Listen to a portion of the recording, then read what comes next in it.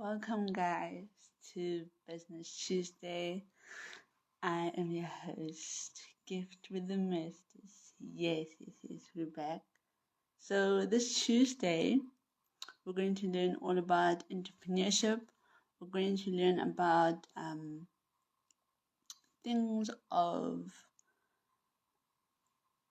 jobs, the marketplace, and I'm so excited because our guest, he's fantastic, he's fantabulous, got a great smile.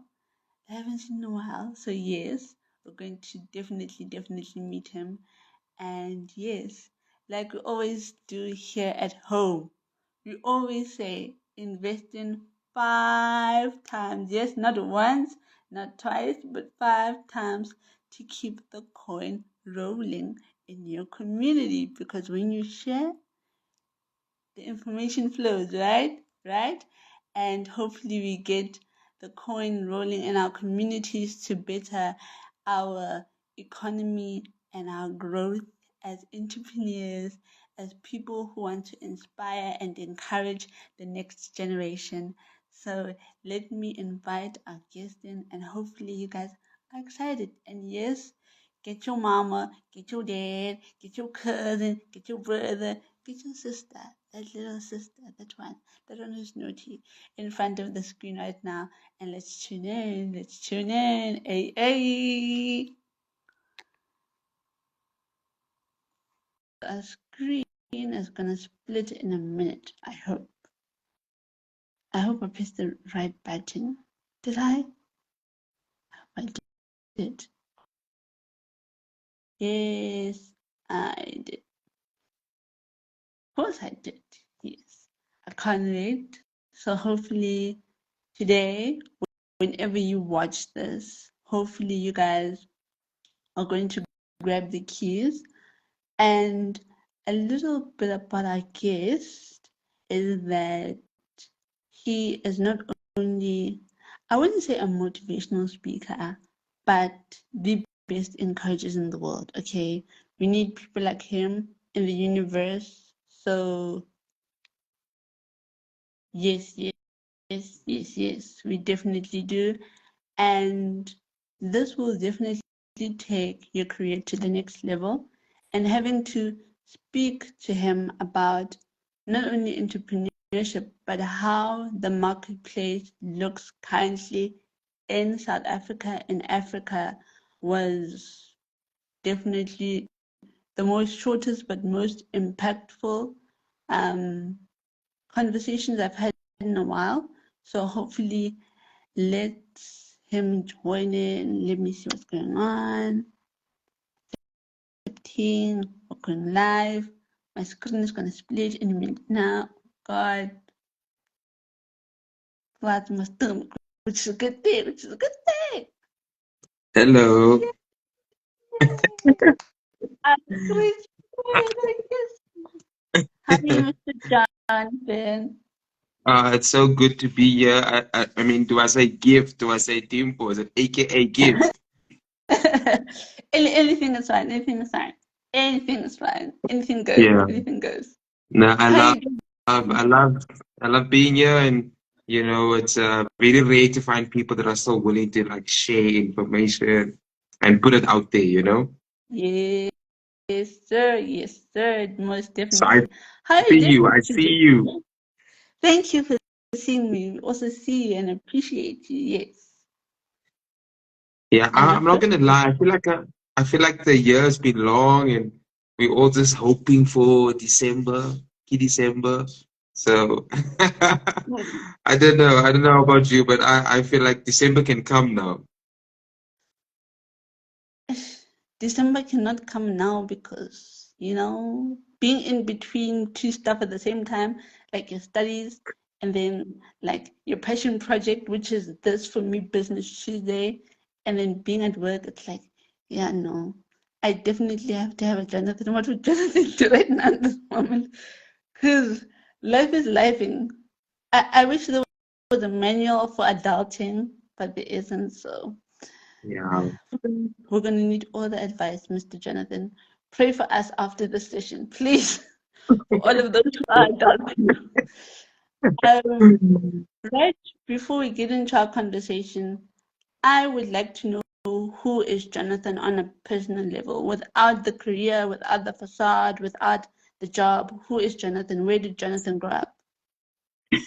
Yeah, I actually see someone that I grew up with and did school with back in the Free State. But I'm actually an Eastern Cape guy, and so my parents come from that side. My father grew up on a farm, and my mom grew up in the Eastern Cape, and so when they found each other, I grew up in the colored hood. You know, if they call it, if there's a hood for colored people, I would say it's the colored hood. And it wasn't long after that that we joined some family friends of my dad, and he got a promotion, and we lived in Bloemfontein for a good number of years. So I grew up in a blended family. My parents didn't stay together forever.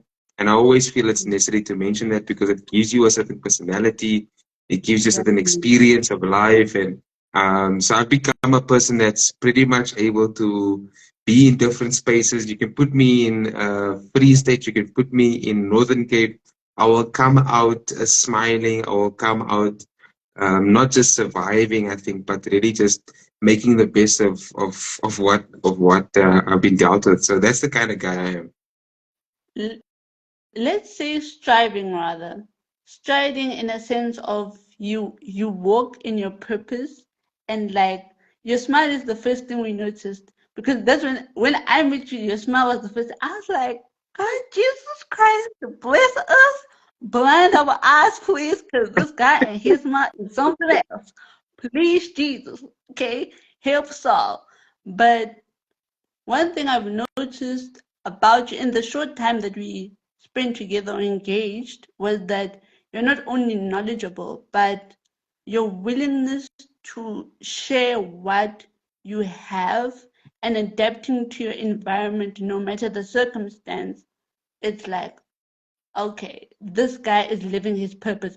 There's work and there's jobs and there's everything else, but like bottom line, if this guy had to go to heaven and we had to advocate like Father God, look, this guy lived his purpose. Look, he used his smile to ever launch everything in his life and the spaces that he intervened in. So let's change that phrase to surviving to striving. Cause you're striving right now. You're walking your purpose, okay? Thank you You walk so much. You guys walking make it so easy to be happy. You know what I mean? Yeah, I mean, when I met you, you guys made sure that I was settled and taken care of. So that always helps. And I learned from the best. Look at that smile. Look at that smile. Look there. Oh God, Jesus Christ. Um So we want to know where you started. How did your career journey start? And from where you are now, take us back to Jonathan, who's 19 and who's like, yeah, guys, my trick is over. What is the Mm. next step for Jonathan? What does that Jonathan look like? Yeah, so when I finished high school, so um, I, I went back to Port Elizabeth, Mhm. and we went to study marketing. And I just thought that, uni life was the best life, and made some incredible friendships. And then because I'm a doer, because I want to get things over the line, Yeah, um, I was like, how do I take this? And I had a buddy of mine, we used to do youth together. yeah, And so he said, let's start a business.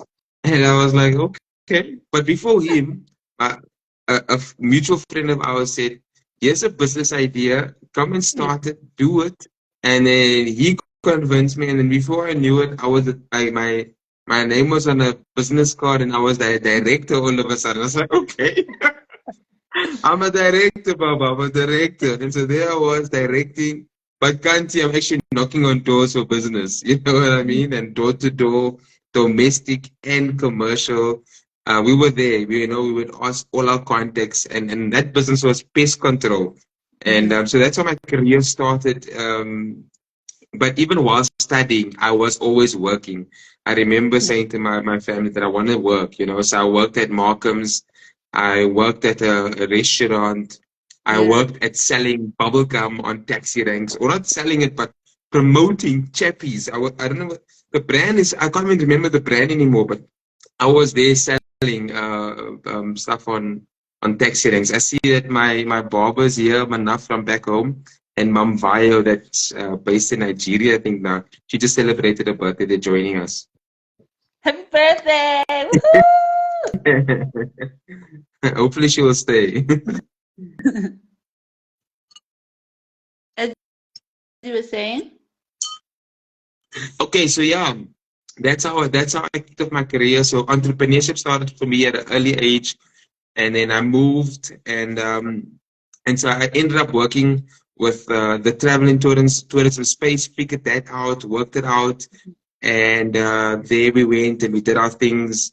But I wanted to push more. I wanted to do more. Even though I studied again after moving out of NMU, I went and studied something else. Studied management, did that, and then my dad was like, he lived in Bloomsdale at the time. He says, come through, come through. Yeah. If you want to make some money. Not in that way, but I'm just trying to give you an idea of what he was like. He says, if you really want to make money, how much you making now? So come through this side. And then I said, hey, bro, I'm leaving this business. I'm going to go do business there with my dad in the insurance sector. And then we pulled through. I see even another colleague from my seed communities here. Her nickname is Atli. She's also in business at the moment. And then we worked that side, and I worked with my dad. My dad is really strict. He's a very awkward person, very formal. Man, he made me do paperwork, and I was, building this brand. But I was so young, and I'll never forget. Someone told me her name was Dinah. Says, Jonathan, just come here, just come here, just come here. Do la fancy. Wait, Mamela.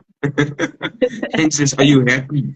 She looks in my eye and says, are you happy? Do you want to do this? Because Mina, I don't see you here. I don't see you here. And I was so offended. It's like, how can this woman tell me that I don't belong here? My dad is here. This is legacy. We're going to build this financial company. We're going to have they call it a blue something in the insurance space, and have all our clients, and it's legacy, it's succession. And my dad was very disappointed that I left. But I sneaked out and I said, Pops, I'm going back home to Port Elizabeth. I can't do this. And I don't want my name on the office door. I don't belong in the office. And I came back home and I left being a financial advisor, and I joined doing leadership camps. Can you believe it? So I went from an office job with my name on it and looking the part, looking great. And I said, no, I'm not happy. And I'm in my early 20s, and I pivoted, I changed, and I moved. And then I ended up doing school camps. People thought I was crazy. But I promise you, nothing felt better than doing something that resonated with a bit more of my personality, my who I am. I want to see shout out to Cole. I don't know how long he's in a staple, but I see he popped around as well. He's one of the brothers I grew up with. And then I went there and I did that, and I started flowing back into where I want to be and what I want to do. And so that's how I ended up in the social impact industry. And I've been here now for the past since 2016, and I've worked on learnerships, I've worked on projects, I've worked on all kinds of interventions to help young people get active in the working world, get active in the workplace. And I've been now with Harambee for 4 years. Yeah. And a question from your statement: how important is it for young people to be in their purpose, to serve in their purpose? Because someone right now is sitting being like, yeah, I know, like purpose is purpose, like it's Father God, it's Mudimu, it's Jesus, the Heilige smells like, yo, dude, like I don't got time to look for purpose. We're chasing this, we're chasing money, Yeah, no, look, What? look, it comes at a price. Yeah. Yeah, sorry to interrupt you there. It definitely comes at a price. When I say I did Tata does amazing work back in NMU, back home. He does incredible. He just did an interview recently. People got to check it out. He's quite an encourager as well online. Yeah. So then I said to myself, because I'm not happy, I was chasing happiness. I was chasing joy. I think is a more appropriate word. You want to find joy. Okay, joy is consistent, but you want to also be happy at what you do. And I said to myself, okay, fine. I might take a pay cut. I might not have the fancy office at the moment, but I wanted to do something that was going to be a bit more fulfilling. Hi, Tato.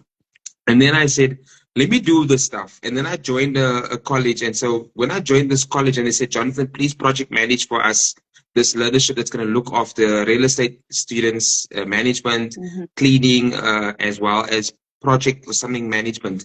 I said, okay, fine. This feels like something that I want to do with my time on earth. And Yeah. but I mean, it sounds all glam. It sounds nice now, but I promise you, there was a time where I was getting so little money. I couldn't make my car payments at the time.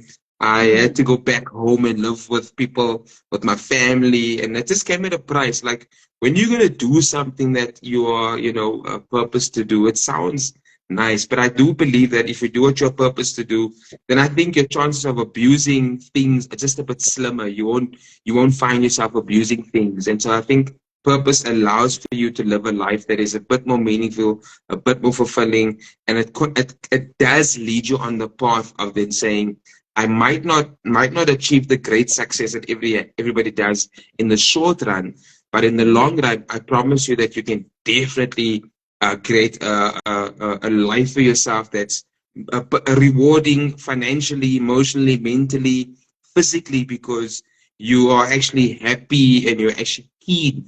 But it does come at a price to do the homework on who you are. Like if Dimpo, I'm sitting with Dimpo today, we're talking about you, but when I go into who you are on all the layers, mentally, emotionally, spiritually, physically, and all those things, like you've got to be able to sit with yourself and do that homework, but you won't be able to know things about you unless you try things. And so I did that journey. So for my first 10 years of working, I did stuff. I worked in industries where they said, you don't belong here. The people wanted to get rid of me after 3 weeks. You know what I mean? Like, this guy talks too much. He's too happy with our clients. We need to make money. And so people will give you feedback in life, and you must be humble enough to take it, but at the same time have the courage to say, you know what, I'm going to find the thing that I'm meant to do, or what I'm designed to do, or what I'm wired to do. And it takes a bit of work, and it takes a bit of painful processes.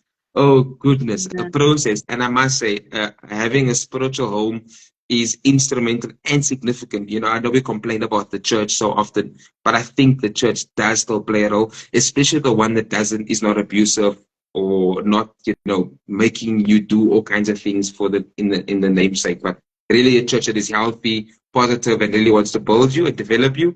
I think you can definitely find purpose, and there is value in doing that. Yeah, that's very true, very true. Thank you for that. Thank you for that. Um, and now jumping to your current position at SA Youth, right? So, what is SA Youth to someone who doesn't know what it is? I hope we're all educated and know what it is, but explain for someone who doesn't know what SA Youth does and what you do and what's your role there. Yeah, so SA Youth is a brand. It's a brand that government had created to reach young people. So Harambee is historically known for running what they used to call bridging. So Harambee was known for saying, how do we get X amount of young people ready for a particular company, Pick and Pay, uh, FNB, whatever the company is? How do we get them ready in 6 to 8 weeks? And so with COVID came changes, and then we said, let's take the opportunity to change as well. And they took that chance and they said, okay, fine, how do we get everyone involved? So for anyone listening, if you're a young person, I want you to see SA Youth as a LinkedIn for a young person, because it's built differently, it's built data free, it's Yeah, built in a way that keeps you engaged even though you are looking for work, waiting for work to come your way, trying to discover and build your profile. Whereas LinkedIn is a bit more far-fetched and a bit more developed. SAU provides a safe space for young people to say, listen, man, let's work on your profile. Look at the options of learning content, because there's a lot of content. There's a team dedicated to building content that's relevant to young people's journey, where they are, because young people are considered people that are zigzagging. You do this as your career. yeah, Then you are starting a business, then you're working, then you're doing a part-time gig. And so SA Youth is discovered a way to keep you in a place where you feel supported. hmm, Because I mean, looking for work is very challenging, guys. It's mentally, emotionally draining. Getting that letter and that email to say, unfortunately, there's horror stories out there where people apply 500 times and still not get in. You know what I mean? So it's important to say that SA Youth is built for the young people of the country. And I want to also say this, I don't think people realize this, but those that do get into university, those that do get into all kinds of opportunities, you must remember there's a whole bunch of young people that don't get absorbed into studying, into employment, or into training. So there's a whole host. If I can draw a picture right now for you, Dimpo, and everyone else join. I see my colleague also just joined out if we work together. So there's like 300,000 that get active in that first year of leaving school. But there's 700,000 that don't get active. They will just pretty much be at home. You've got a cousin, I've got a cousin, you've got a brother, I've got a sister. We've got people in our lives. So SA Youth has built a holding space for young people who find themselves zigzagging or find themselves figuring out things. And so SA Youth provides you a network to apply for jobs. I know I took a long route to get there, but it's important for me to explain to everyone listening that SA Youth is that platform for young people to keep you engaged, keep you learning, keep you active, keep you switched on, because it's so important when you are profiling yourself and looking for work or wanting to start a business. You've got to be switched on. You've got to be aware with what are the principles, what are the basics when it comes to the workplace, when it comes to starting a business, when it comes to learning. You want to be able to be the switched on person in the room. So that's my version, but SU.Mobi really is a government-led initiative that serves young people across the country. We've got over 4 million young people registered, and my job at Harambee is in a communication role. So wherever I go, it's all about saying, how do we promote SA Youth?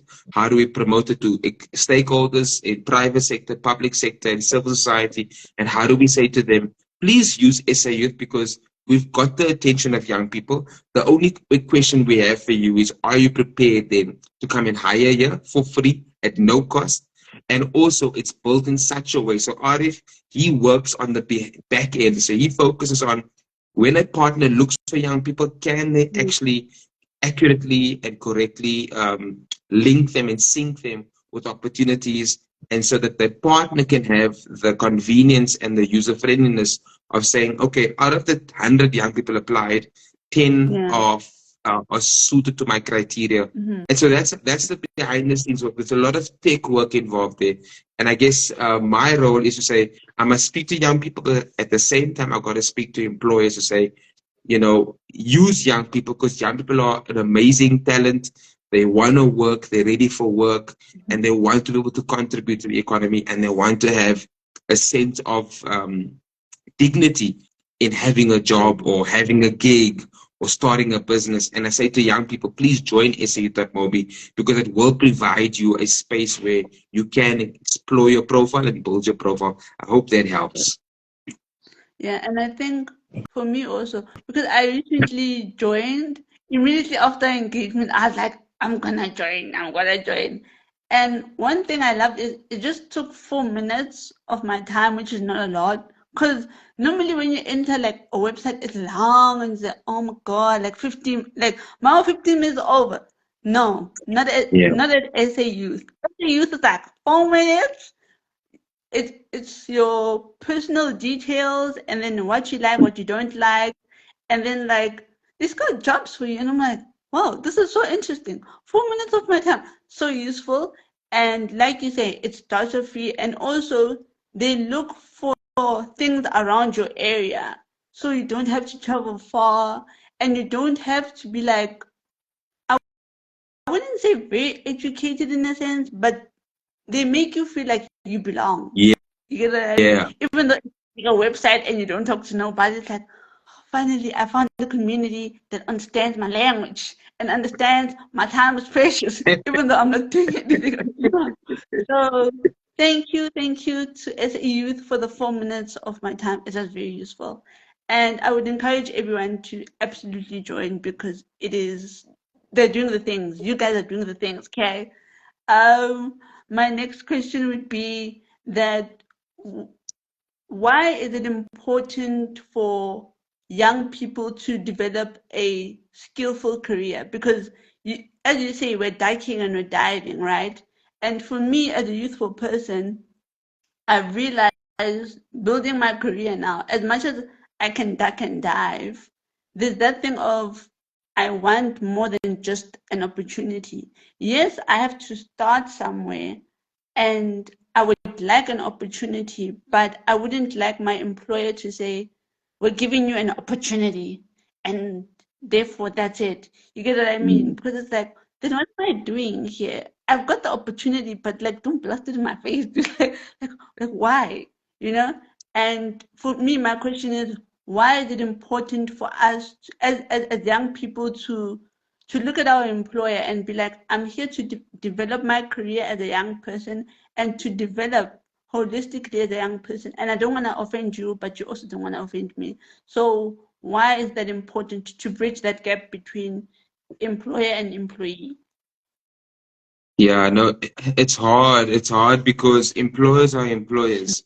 So on the Mm, one end, you look at an employer and you think that, okay, this individual or this company has built a business for X amount of years.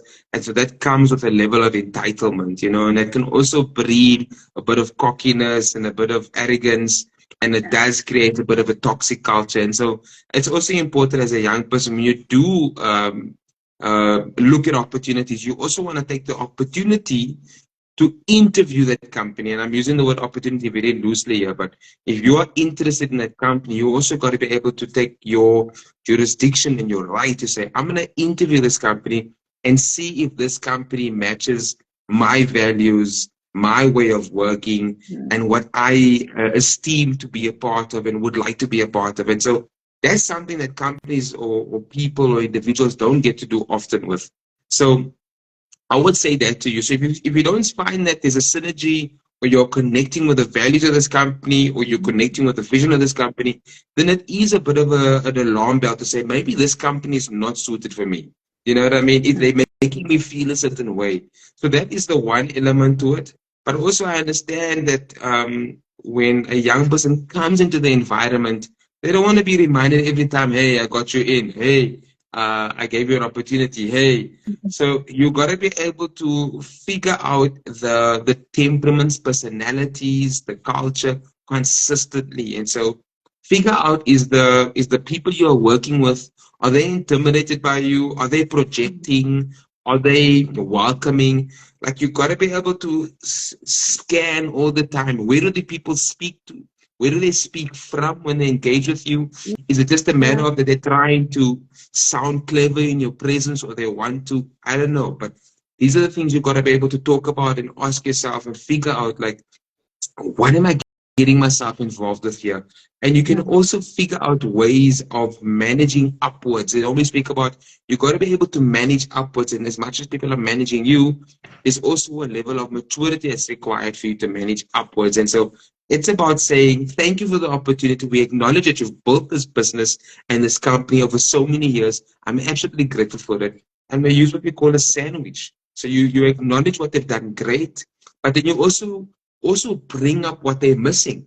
And that's mhm, how they can see that you are adding value. If you can bring up what is missing according to the vision, according to the values, according to the culture, according to what we're trying to achieve, they can see you are activating your critical thinking, your creative thinking, and you are willing to be able to add value in that space.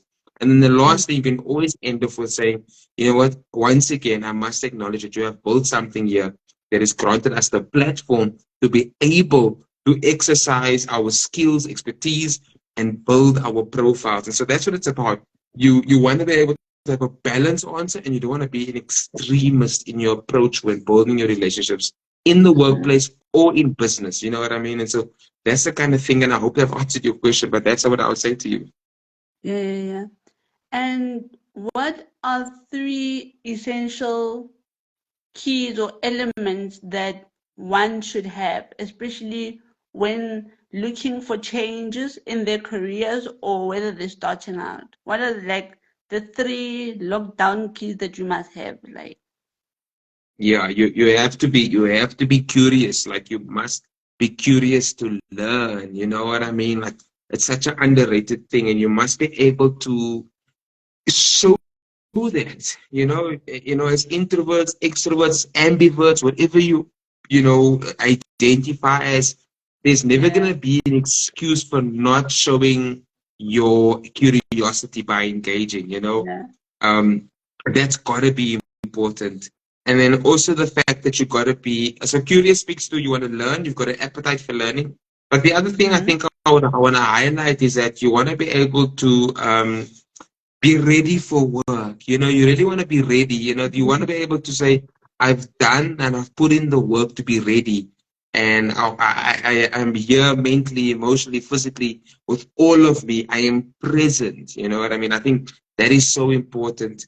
And I think the other thing I would say that people need to keep in mind when growing your career is relationships. Man, oh man, like you want to be able to build positive professional relationships. You know, the fact that Dimple, like, if I don't even ask you about your family life, and if I know we've only engaged one time, but the next time I see you, surely I need to ask you, so what do you do in your spare time, or how do you enjoy spending time with your family? But I must be able to get to know something about you that that shows you that I'm interested in building a positive professional relationship, but at the same time, I'm interested in the person, and I'm not just selfishly just asking you for things, and it becomes a extractive relationship, Yeah. but rather a reciprocated relationship Yeah. where it's two ways and we are building one another. And there's many other things I want to say, um, but I think we always hear about problem solving, critical skills, creative skills, and there's another one that I can't think of right now. But you want to be able always to possess that. You know what I mean? And that's how you advance your career, and also lifelong learning. I can say many things, but yeah, there's so much I can say. But relationships, curiosity, and just be ready, fam. Be ready. Yeah, and I think when you say ready, I remember my business teacher's quote. She said, if you fail to plan, you plan to fail. Something along those lines. Yeah, it's a And I quote. was just like, yeah. Noma kanjani, whether I go to work, whether I'm doing an assignment, whether I'm meeting somebody, it's like, yeah, like, look, Father God prepared you for this. Like, I don't have all of the skills. I don't have all of the bells and whistles around me to go, yeah, no, like, dude, you can do this. But like, you have to go in knowing that you are prepared, you know, because we've already prayed about it and we've already spoken about it to like the people closest to us or to the person that we trusted, right? And now like you meet the like opportunity and then it's like you have to go in prepared with that curiosity, like you said, with the preparation also, and understanding that you might not always have the skills required, and knowing that you are going to learn going forward, and not being always being afraid to learn. So I do think your 3 pointers are quite important. And moving on to the next question, I'd like to ask about partnerships because apparently doing research, you guys are quite doing partnerships with a quite number of people like Google Cloud, like Yes, and NYDA and other initiatives and government initiatives.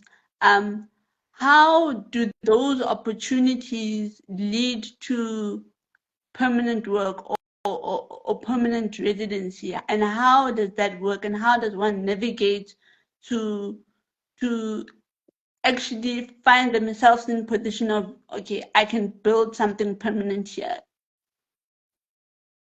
Yeah, no, I think because of the scale of the problem, right? Because Mm, there's like so many unemployed youth, you need to figure out how do we do this together? How do yeah. you really do this together? And so we have opened ourselves to work with Yes Youth Employment Service Yeah. because they cover an angle that we can't get to. So they cover a part of getting young people into opportunities where we seldom get to. So when you put all of these partnerships together. So the key partnerships for us is that Youth Employment Service. They work a lot with private sector, and so they get a lot of young people into that space. And sometimes they can get those young people into those spaces, and it's up to the young person then to say, "I'm going to be curious, ready for work, and build positive professional relationships in those spaces to be able Yeah. to secure my next opportunity." Right? Because Yeah. I think we as South Africans and as young people will forget that there's so many of us locked out of the formal economy that Yeah. I don't think we see how we have to push boundaries and barriers to say, how do we get these young people past all the red tape, all this pushback, all of these things, just to get them Yeah. into that economy. So the Youth Employment Service does that. Um, I know we have NYDA as well. They cover an angle that we can't get to. We don't offer funding, you know what I mean? Mm. And so when you're a young person, NYDA can do that. Yes, they can't do it for everybody, but at least they can do it for somebody. And I think Mhm. that's how we learn to partner with them. So wherever we go, we try to bring, yes, we try to bring NYDA into the picture. And then the thing that other people don't realize is that appreciate you too, my leadership, Bongani. Bongani runs many things, but one thing we spoke about today is he literally makes it his job to share different opportunities with specific young people every time. And he's just released his new book. You gotta have him next. You gotta have him next, Dimpo. He will come on, okay? People will follow you because of Definitely, that man. definitely. Definitely, we will. We will Yeah, talk Bangani. We will talk. he's Yeah. an author and based in KZN, and he's actually a youth pastor. Just a background as well. So yes, NYDA and then Department of Employment and Labor, they are important because they cover all age groups. You know what I mean? So they can cover from 18 all the way to whatever age. And so they've got a process, not an SA youth one, but another one where young people can go and register or older people. Mhm. So people think that one company is going to cover all age groups. It's impossible. You know what I mean?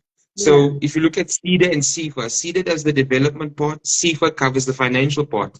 And Mhm. so at the Harambee, we got to promote relationships and partnerships because there's no one company coming to save 10 million young Yeah. people or 9 million young people to be more accurate.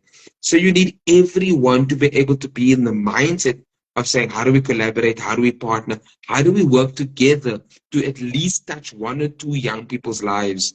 But Yeah. our portfolio is saying we're going to look at the close to 9 million young people locked out of the formal economy. Our main focus is to get them access, get them to experience, get them to become economically active, get them that one first gig that will then ripple effect to any other gig. You Yeah. know what I mean? And so when you see Yeah. other partners like Google or any other ones, so sometimes it's a funder partner, sometimes it's a different kind of a partner because remember, SA like Mobi requires a lot of technology. You know what I mean? It requires a lot of data and software engineering. And so Mhm. we have to partner with everyone from all parts of society Yeah. to be able to help more young people. Because I promise you, people, I don't think people get this, man. There's just so many young people locked out of the economy, so many, Yeah. and it's not gonna take one superhero. You know what I mean? Thanks for Gani for that comment there. The best is yet to come. Thank you, sir. Most definitely, that's for sure. That's for sure. And with your explanation, how I see you guys, it's almost like you are a spider web, spider corp, spider web, sort of. But then also at the same time, you're like a tribe, building a tribe within a tribe. So you're like getting these people together, and you're like, guys, please build a tribe. And then a Yeah, tribe becomes a tribe, becomes another tribe, becomes another tribe, and then you're like, okay, so now if we have to sit in a council meeting, for example, it's kind of like we're not checking each other's progress, but how many of us are in this for the communities that we serve. You get what I yeah, mean? And that's what I love about SA Youth, and especially like learning about you guys now and engaging with your guys' information is to look, we are not one pushing 1,000 people in like you've just said, but we are like, how can we build different tribes and let them come together and share information and let those other people go and build other tribes as well and share information, and in that way we grow the masses and we're able to help people realize that it's not only one ship, because one ship can only fit a certain group of people. You get what I mean? So yeah. We're in a hopefully, crisis. exactly, and not everybody can go on a ship. You get what I mean? Like a ship only requires a certain kind of people. Even a yacht, like guys, it looks strange when you look at it on pictures. it looks spacious, but like when you start counting the people, it's not enough. You know, we Yeah. need a number of boats. So yeah, definitely for sure. And So, I hope people learn that we cannot only function in one group, but we must go out there and build other groups and positive groups so that we can definitely be informative and also like push the thing of not only hustling, because I also think hustling, it has a good connotation. I mean, I'm hustling, I'm out there, but also hustling can also have like a negative connotation in terms of how we are striving or surviving, like you said. And you guys are always pushing to always like, guys, stride to your next opportunity. Don't always stretch for your other opportunity. Let the people come to you rather. Yes, network and build your tribes, but also be able to be like, let them come to you and be the attraction. For you, it's your smile. Like Jonathan, it's his smile. Like when he smiles, he calls everybody in, right? And for someone else, it could be their leadership skills. For someone else, it could be they're the best encouragers in the world. For someone, it's to be a teacher. You get what I mean? And not only in the traditional sense, but teaching through information, like you are teaching us now. You're our master. We are sitting in class. We're having our own master class. You get what I mean? And yeah. sharing information and instructing information. And it's up to us as people to be like, okay, I'm going to take this portion of his information. He shared a lot, but out of the 90%, I'm going to take the 2% and then be like, yeah, I'm going to implement that. And therefore, we can start building effective and growing tribes and growing economies because our country and other countries were building it out. And we definitely need to be helping each other out in the world. My next question. Thank you for sharing that. Oh my God, it touched me. Oh my God, it touched me. Oh my God, it touched. Oh my God. Whoa, it was a lot, but like it touched me. It's only now that I realize that it touched me. So yeah. My next question. How does the workplace look like today, especially when we look at our current economy that can be overpopulated? For example, the social media, right? They popularize a certain industry, like the arts industry, right? And we only focus on acting, and then everyone tends to be like an actor or an actress, right? And some industries now there's mining, so everyone is focusing on being the boss in the mining sector. Whereas like, please, can you start being a miner first before you start being the boss? Because we all need to start at some type of value chain somewhere along the lines, right? And how do you speak to that in terms of how the workplace or the work world looks now and our economy, and how bad is it? Yeah, no, you're asking such difficult questions. And I want to just say hi to Monique, also one of my, uh, how do I refer to Monique? I think Monique is like my baby sister. We call her Momo.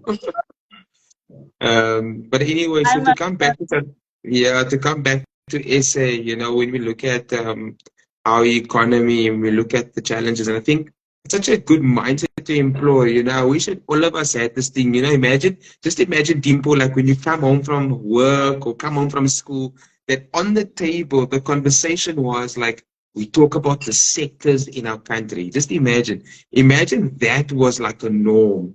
And I promise you, this is a norm for some people. Mhm. But for the vast majority of us, it's not a norm. It's almost like just go get a job wherever you can get it. But when you are, finding the time to say, I'm going to select one space, or I'm going to look at two spaces, and I'm going to try and build maybe like an entire ecosystem in that space from start to finish.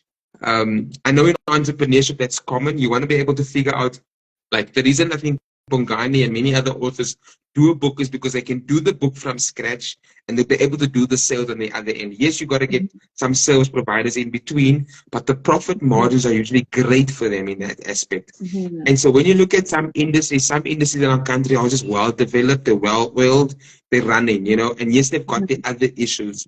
But I always remember, like, my partner is in the media space, and I always remember that that industry is very young in context or in comparison to other countries. Like the entertainment space in SA, yes, it's coming up. Yes, it makes headway, but it's still very much still in its infant stages of being developed. You know what I mean?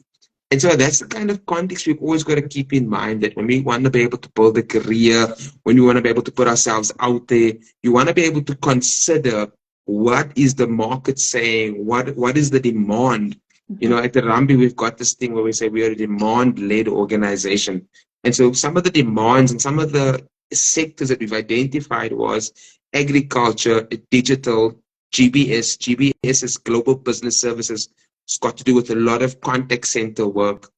Um, Mm. I think it's entrepreneurship. I can't remember the other two now, but there's another two that we focus on and say, how do we get more opportunities in these sectors? You know what I mean? How do we accelerate? How do we stimulate?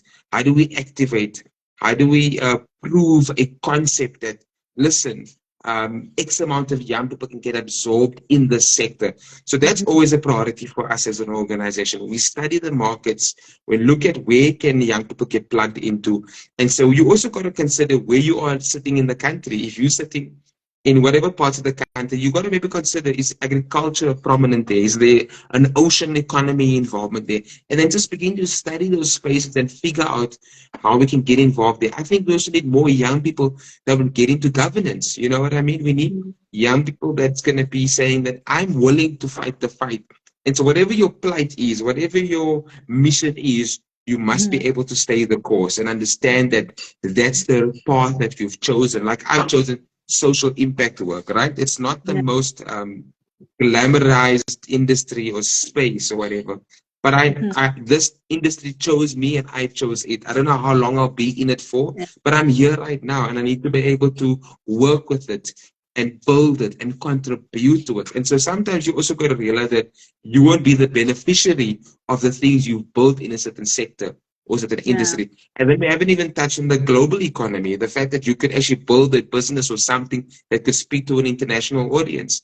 And so that's also something you got to keep in mind. And I don't think it's about either or, but it's about saying, I'm going to do this and that and this and that. I heard you in your previous live saying, or even this live, 5 streams of income. I remember hearing a quote that says 7 streams of income. You know what I mean? So it's hard work, and the more you say it, the more you kind of keep yourself accountable, the more you kind of build in the muscle, the appetite, and you allowing that words to manifest in your psyche, in your being. And before you know it, you're on 2 income streams and then 3 income streams. But it takes time, it takes work. Um, yeah, but yeah, that's how it works in our countries. You just got to be mindful in a way of where are the spaces. And if you are a pioneer, you must be able to do it even when others don't see it. You know what I mean? And True. whatever path you're on, you must be able to push through and do the things because you see value, you see the other end. And I mean, if you've got context that you're saying that people are just going to become a building a mine or not mine, if they want to get into mining and be the boss. I mean, yeah, the industry will tell you, the life will tell you. I don't have to give anyone advice today. Your own journey will give you feedback to tell you that, listen here, I know you've come on the scene now. You started a business the other day, but the market doesn't know you. The market needs more information about you, and you want to be able to get skin in the game. And some of those things you just can't dodge.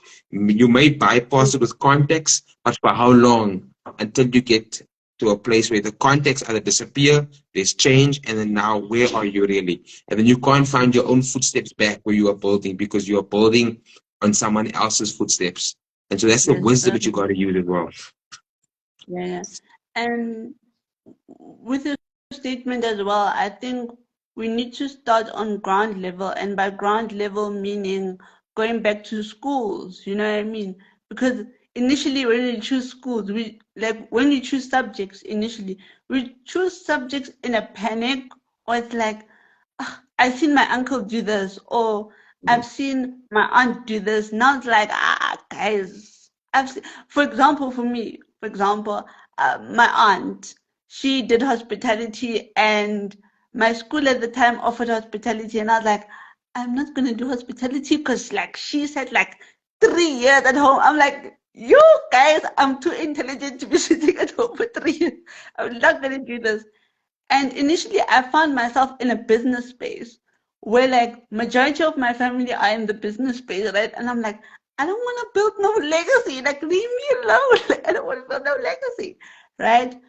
But then at the end of the day, when we initially choose subjects, we must choose subjects knowing that how are we going to build a economy or a system rather, not even an economy is big, right? How are we going to build an ecosystem, like you said, right? My friend A, my friend B, my friend C, and I'm D. So how are we going to connect in that ecosystem and be able to be like, okay, if she's a baker, if you are like a salesperson, for example, let's use our skills together to be like, okay, if we can build this ecosystem, then we can build a community. If we can build a community, then we can build a tribe. And when we build a tribe, then we can go and say economy status, what, and status, and all of those things, right? And also effectively looking at how we addressed um, the social economic skills when we initially stood around the table. And I think as much as it's a teacher's job to like teach the kids in a classroom to be like, no, choose a career that you're passionate about. And also passion also can be also stretched, right? In terms of we think of our careers as we think the job that we're going to end up with, it's going to be our dream job. And they told us lies. They just told us lies. Like, that was like a lie. I was like, what? I thought I was going to be my dream job. Like, I'm going to be an air hostess. Like, yes, I am beautiful. I'm totally enough. Like, guys, and it's completely wrong, right?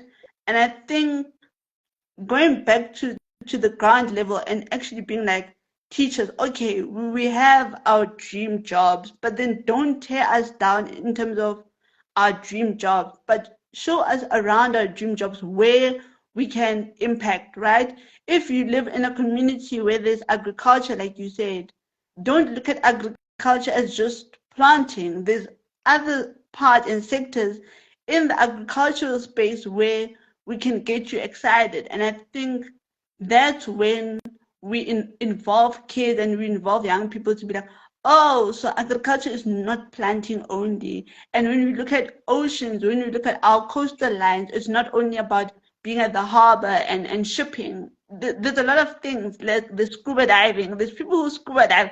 Like going to the sea Pretty is the proud. most fantastic thing, and they do it every day. Like, yo, look, you know. And there are jobs where you get to design things, and it's not only designing clothing, but designing products and plants and houses and all of those things. And I think when we definitely look at a job or how we frame the the workplace, it must not be glamorous and it also must not be passion focused, because I think when we look at passion, we kind of forget the discipline. We kind of forget Mm. the long run. We kind of forget like the long game, like you said. Like, there's gonna be those tough days where you're like, hey guys, like finances, like my last 100 rand, like I have to decide if I'm going to buy beans or like it's my next transport money to go to that interview. It's like, hey, I'm a sacrifice, you know what I mean? So I think when we look at our dream jobs or like the jobs that we're in, like look at the discipline, and it's only afterwards where you're like, oh, now that I'm in the job, it's like actually it's not a passionate game thing, because passion and motivation does not last, but actually discipline does. So yeah, no, we should Can we get a definitely award? Where's the awards today? Huh? like, we should definitely rephrase those questions and those things with like, guys, as much as we love what we do, discipline, it's the only way you're gonna survive, and it's the only way Yeah. you're gonna make money. So, yeah, no.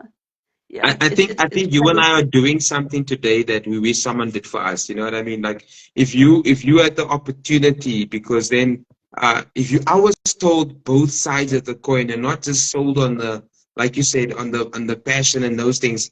Now I'm going into the industry lumping because I got told it's passion, passion. But then when passion runs out, like you said, you need the discipline, you definitely. need the awareness, and then yeah, so I think you and I, what we're doing today is doing something for others or we someone did for us. Yeah, And that's to say both sides of the coin. yeah, most definitely, most definitely. Yeah, no. I hope guys take take this very seriously and look back at this thing and be like, yeah, no. If I could take one thing, discipline, guys, take discipline and plug it on your fire tomorrow and for every day, like discipline. Like that's it. Plug it on your fridge, plug it on your mirror, discipline. That's all you need, discipline. Um, my next question, it goes into entrepreneurship, right? So how do we create jobs, or we're already in the job, we're already in the business, but how do we tie our profits and tie our networks to be in a controlled, healthy environment? Because we also know that like environments can also be toxic, right? Into thinking that if we are the boss, then we're the majority and we're cocky and like you said, right? But how do we say to our managers, come down to us and actually be with us for a day and actually learn how we connect as colleagues and as people who want to build your business or are already in business. Maybe we're speaking to entrepreneurs now who has employees, right?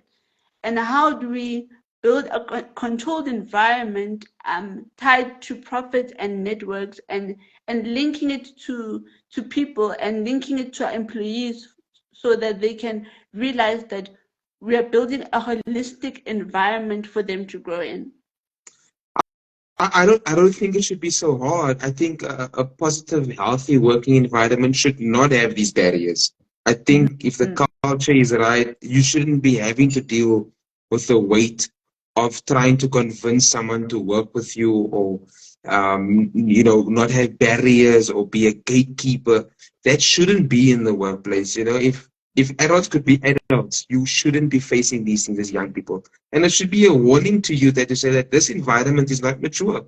Because if adults are still behaving and still trying to say, yeah, you know, you gotta come past me, I'm not gonna show you anything because bada bada bada. You know what I mean? Like that mhm, shouldn't be the way of work. However, unfortunately, people are people, people are mhm. people, and people are things.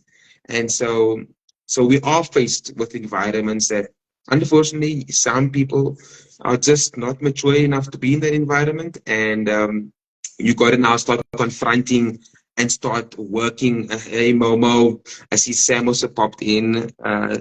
I'm not sure if they'll stay, but so you do find yourself having to work at these relationships. And I Mm, guess it's just unfortunate that as any young professional that you are now faced having to deal with adults that don't know how to adult. You know what I mean? But I think that what always helps any person is to just gravitate towards what is the principle of the matter, what is the issue, and focus on the issue, focus on the principle, and try and not make it your responsibility for someone else's healing, for someone else's maturity, for someone else's betterment of thinking and way of behavior, because you cannot be carrying other people's stuff. You know what I mean? And so yeah. when you make it about the work, you get moving with the things that matter. And any leader, or any person in management, or any executive will always be able to identify individuals who add value and individuals who are not there to say, how can I make everyone's life difficult? How do I, so you shouldn't have to carry the cross of trying to fix things when you have come into that environment. But Mm, I also understand that if you are the CEO, it's a different conversation. If you are one of the executives, it is a different conversation. mm, But the new term they use in the workplace now is how do we help other people that are not happy to find opportunities outside of the organization? And sometimes the business has to take that approach to say, how do we get this individual out because they're not happy here and they are projecting and they're causing fire emojis like Monique is saying. so so that should be the, and I mean we got limited amount of energy and in life, and we're living on borrowed time, you know what I mean?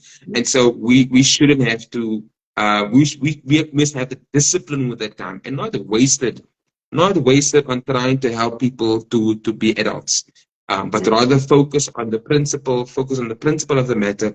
What am I here to do? Be a professional about it and work with that. You know what I mean? If there are gatekeepers in that environment, be okay with being patient. You know, and wait it out. They say patience is the breakfast of champions. And if you know that that is your space, you are born to do this, you're made to do this, you created for this, you are wired for this. Unfortunately, that profession has chose you, that purpose has chose you, and you cannot back out now. You got to stick it out, and that's where your character comes in, not even discipline. You need to now have the character to stick it out until you help the people that don't belong in that environment to exit. But in the meantime, you got to be able to confront it, face it, and work with it. Yeah. Thank you so much, Manaf. Manaf used to cut my hair back home. I miss him so much. And then Momo is saying there some comments about saying, I'd like you to, when he's going to write the book, you're spitting bars Yeah, and we need more spaces to hear that. Yeah, thanks, Mo. yeah. We should have an event like a young, what do you call these things? Like where people gather and like corporate Conference, event, but not. conference, Should we make it a conference? I don't know. We let the people whatever. decide. We let the people decide. We don't know. We don't know. We don't know. Um, three questions. So now we're dating it back to the interview phase, right? So I'm Dimple, and I've applied to work at SAU, and I got in. You called me, like, my name is Jonathan, and you've got the interview. Oh my God, really? Yes, you got the interview, right? We're in there, and I'm meeting Jonathan for the first time. My heart drops to the floor, but like I'm holding it together so that I can maintain it. Right? And now we come to the section where it's the end of the interview, and Jonathan is like, would you like to ask us any questions as a company? So for you, right, being in those interview spaces, what are the questions that the interviewee is not asking the interviewer that you think are important or critical? So firstly, you must ask a question. If you don't ask a question, it just, people are petty. You know what I'm saying? People are so petty. They will say, you're not being curious. You're not showing interest. They will look at your body language. They will just make all kinds of conclusions that have no backing. But people are Yeah. petty, and we got to remember that. You know what I mean? But you got to be able to be in that space, and it's your job. If you're going to work for this company, and if you realize that you're a brand and you're attaching yourself with that brand, then it's also the onus is on you to say that I'm going to interview this company. Like, do I want to be a part of what they're up to here? And if they don't even know how to run a proper interview, you have no business there. You know what I mean? If they cannot even handle you in an interview, then how are they going to handle you when it comes to your contract and everything else and your career and your journey and things and things? They not going to have even the capacity or the maturity to even look at that. So it's important for you to interview that company. I'm not even sure what you asked me now, but what was your question? Because I'm going off on a tangent.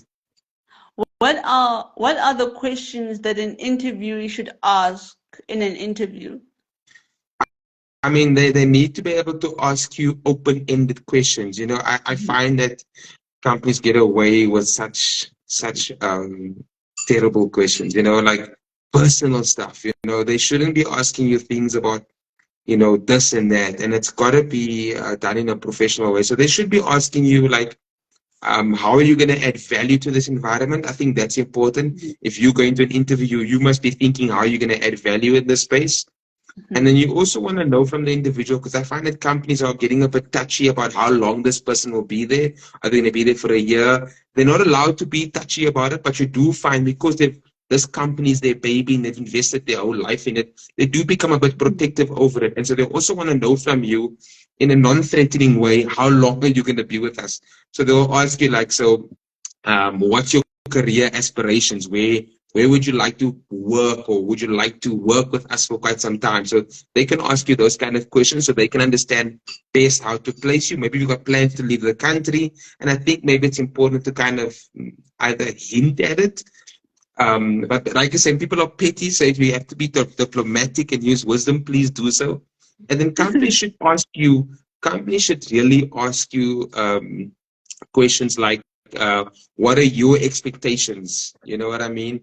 I don't find that companies allow for us to also interview them in a sense. Yes, they will ask you, do you have any questions? But I almost feel like it's barricaded by, you need to ask us about, Yeah. the company. They should actually grant you the opportunity to ask them, to ask you and show interest in you as a potential employee of, what are your expectations? What are you looking for? Do you know what I mean? I think if they can get that right, I think the mismatching that happens where the wrong person finds the wrong company and then now all of a sudden we're in this contractual agreement and we don't know how to get out. So I think that companies could do that better. Show interest in the person from a place of, from that perspective, and then also just be just do the right thing, guys, and be professional about it. You know what I mean? I'm blabbing at this point, so let me stop talking. But it's definitely important to actually be curious and ask them questions that are not only related to their company, but them as a company in terms of their values and their mission and their morals as well. Because I think when we're in that interview, we get so consumed by emotions and then it feels like we're barricaded, right? Like you said. And then it's like, oh my God, like I had these thousand questions. Now like they're thinking, I'm like, oh yeah, so when am I gonna get my salary? And it's like, no, like, especially like the first person like who screens the ad, they're like, oh my God, why? Why did I ask about my salary? I shouldn't have asked it. But I think for me, going into an interview, especially at the end when they barricade you with that question, questions that you should ask in my interview, like for me, I was like, what did I ask? How are they going to add value to me as their employee, right? Not focusing on the perks of what the company can offer me, but in terms of what are they going to feed me as an employee? Because now I'm an ambassador of your company, or I'm about to be an ambassador for your company. So if you're telling me not to post certain things on my social media, then you have to we have to back it up with something else because you can't like I'm living my life on social media, you get what I mean? And also how to handle not conflict but also learning how to be humble within the job, because I think for me you get people that are too humble for my liking and then you're like, but you're forgetting the mission of the job, like why? The task at hand, because now if we're looking at the CEO, they're focusing on profits. Like, make me my money, that's it. Like you get to go home by 4, but like make me my money within the hours that you're here. And I also think one thing we should ask companies or the people interviewing us, my mental health, right? For the hours that I work, how am I going to be affected mentally? And I think that should be a question asked to them as general in a company. And I think that for me is quite important. That's the question I didn't ask. So in my next interview, hopefully when I work for SA Youth, I'm like, how is my mental health gonna be? So please, for the hours you got me working, how is my mental picture gonna look like? Because if I'm gonna work for you, I must be able to be productive. So Yeah, and you that must, is my one. and you find the words. You know what I mean? You can find the words. There's a term they use, psychological safety. You know, and that can be quite an intimidating word.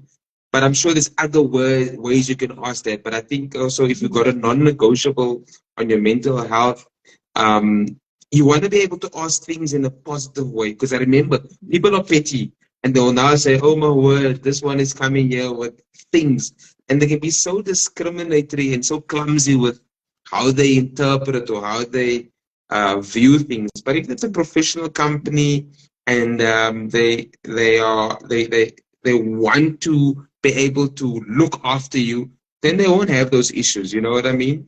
But the moment they've got those petty things, you must know, like this company is either losing it in a sense that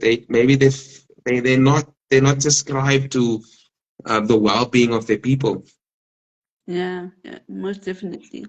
So now I've got the job and I'm signing my contract. Like, yes, I signed the dotted line.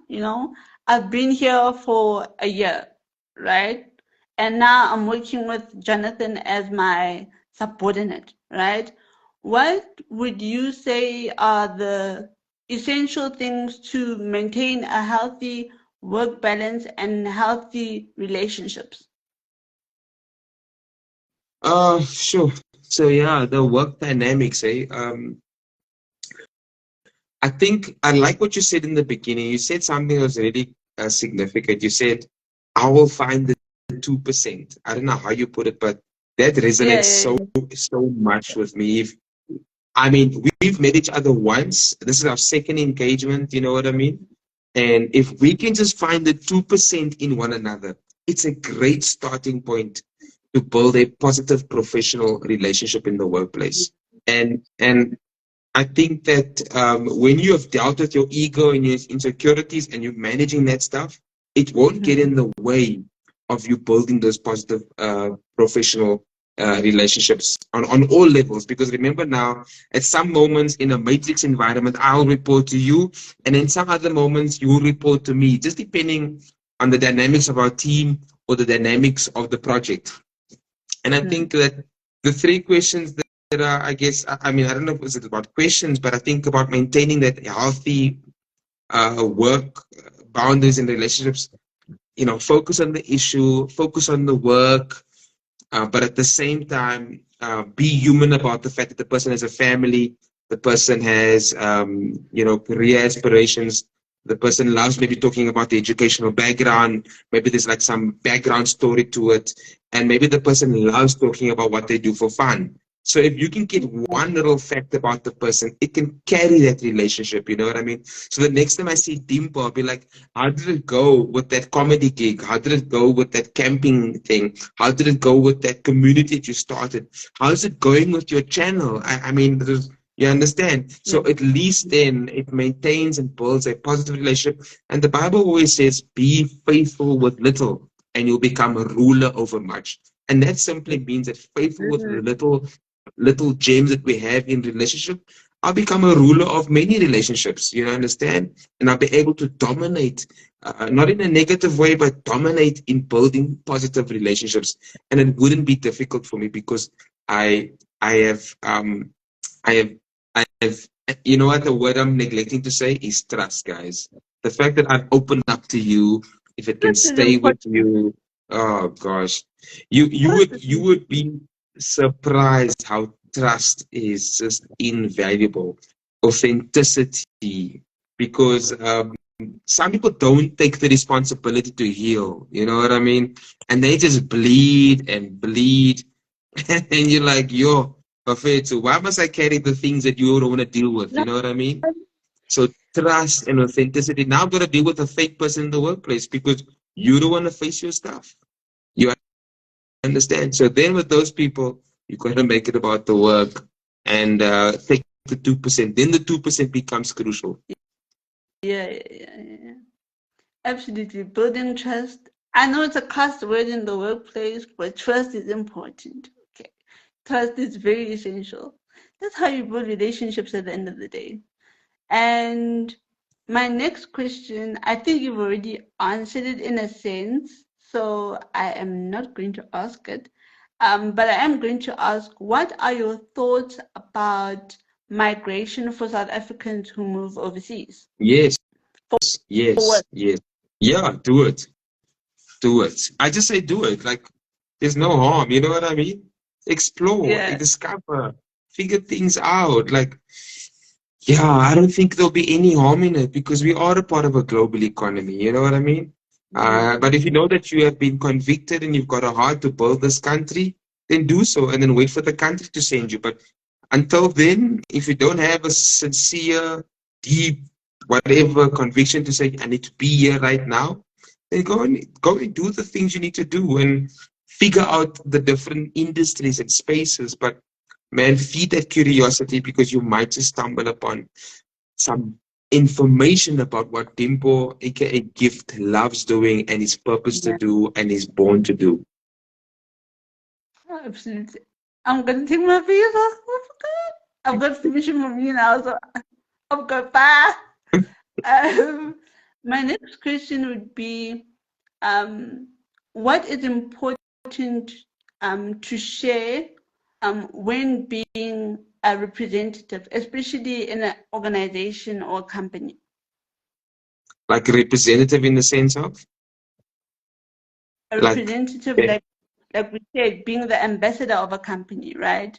So yeah. I've signed the contract and I'm like, yeah, SAU, I've got the jacket, like Jason, and now it's like, yo, there are certain rules and regulations within a company. They're like, yeah, no, social media, tone it down.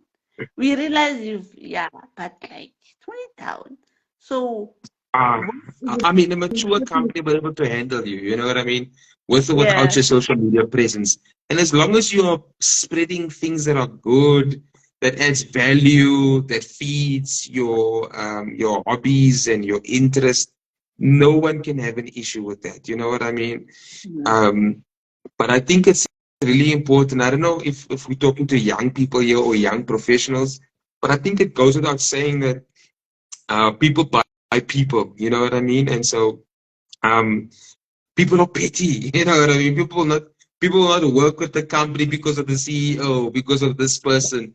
yeah, Um, I know in sales it's even more intense. Like in sales, you won't get the deal because unfortunately people are drawn to themselves. You know, it sounds terrible, but like they will teach you in sales that body language, mimicking body language just helps put the person at ease. You know, people don't like people. Like, have you realized how much people don't like people and how much social anxiety people has?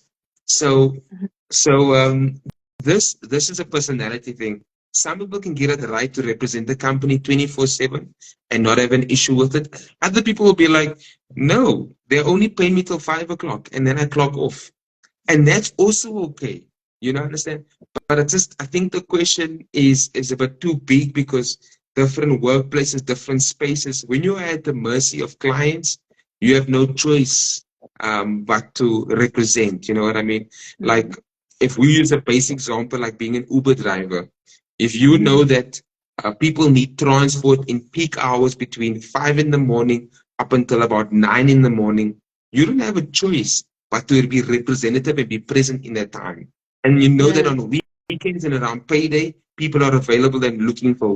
You know what I mean? yeah, And then similarly to if I'm a financial advisor or I'm a part of a big company and I work with policies, then surely I need to be able to speak to middle class, upper class, depending on the kind of product or what I have to offer.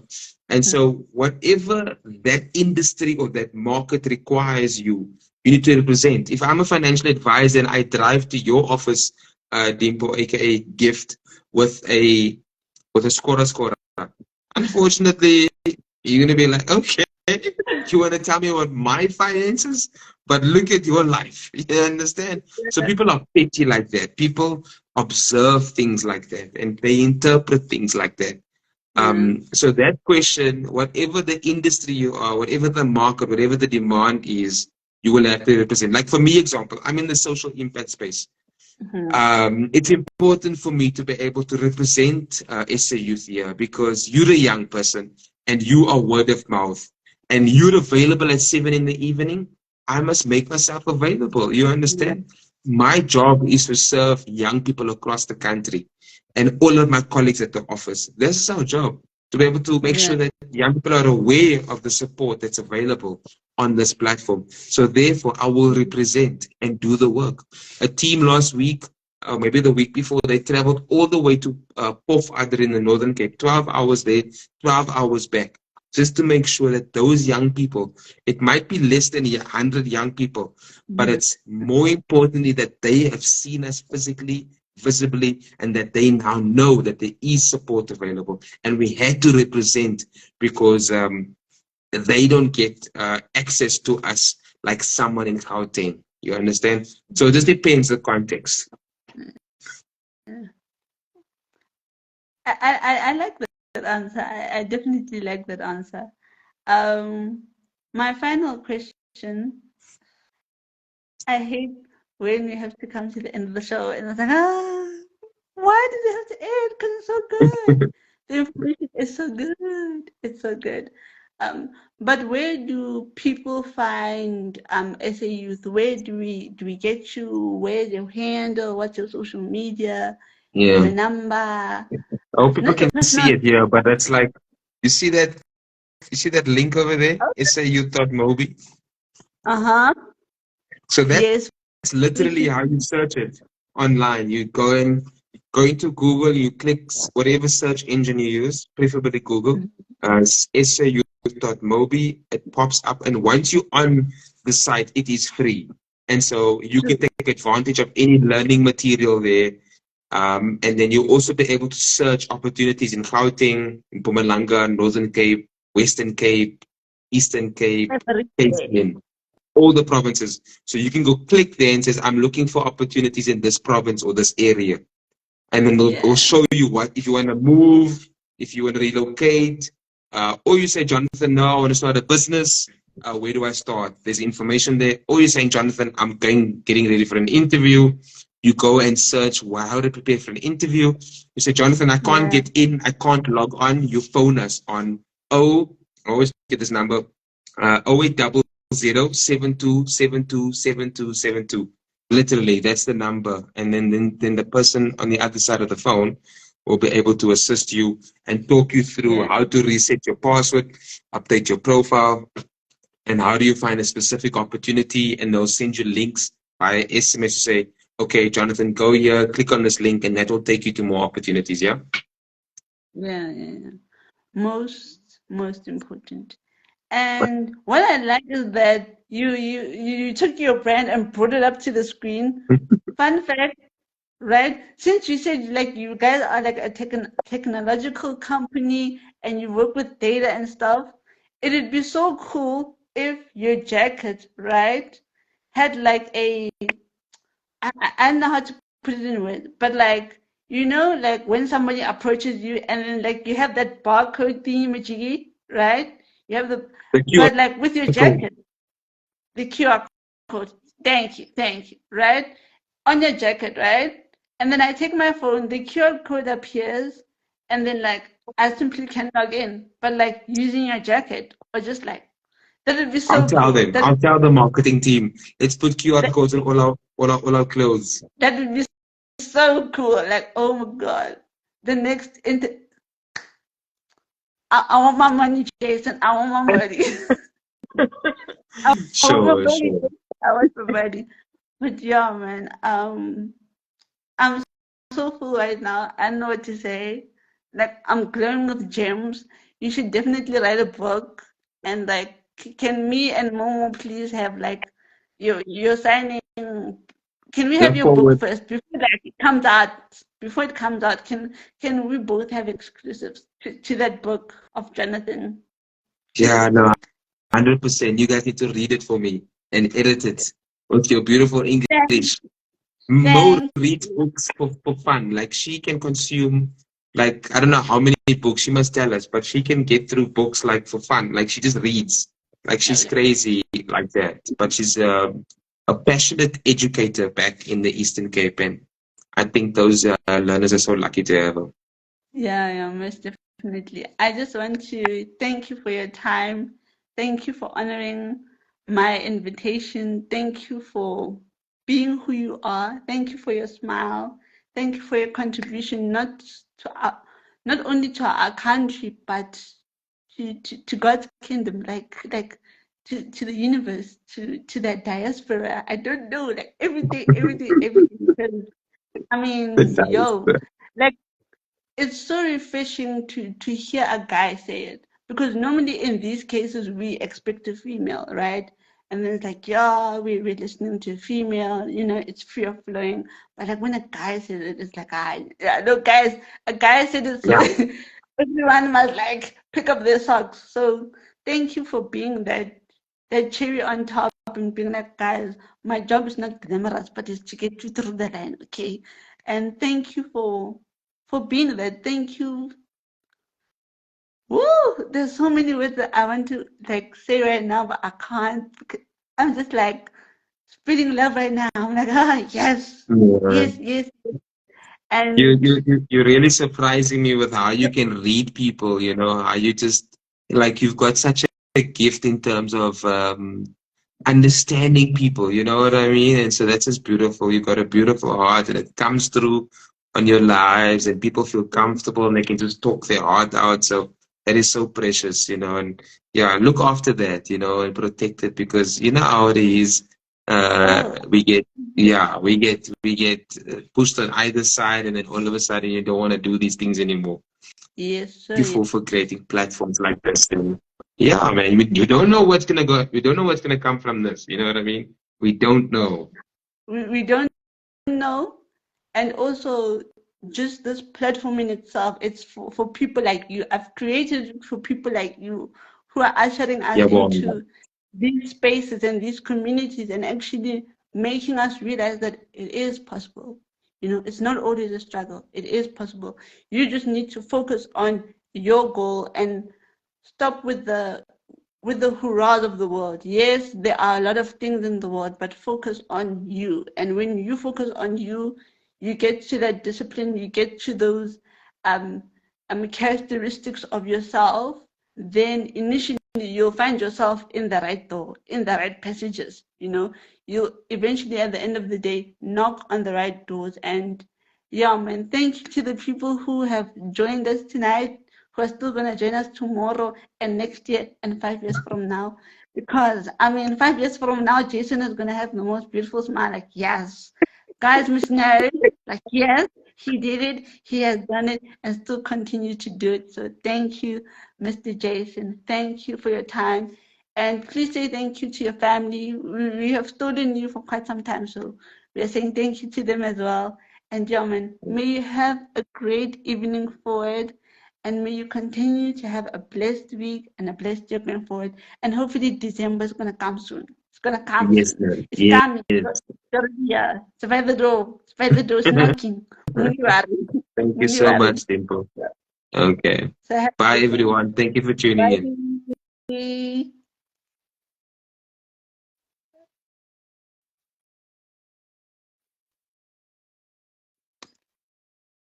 Bye, guys.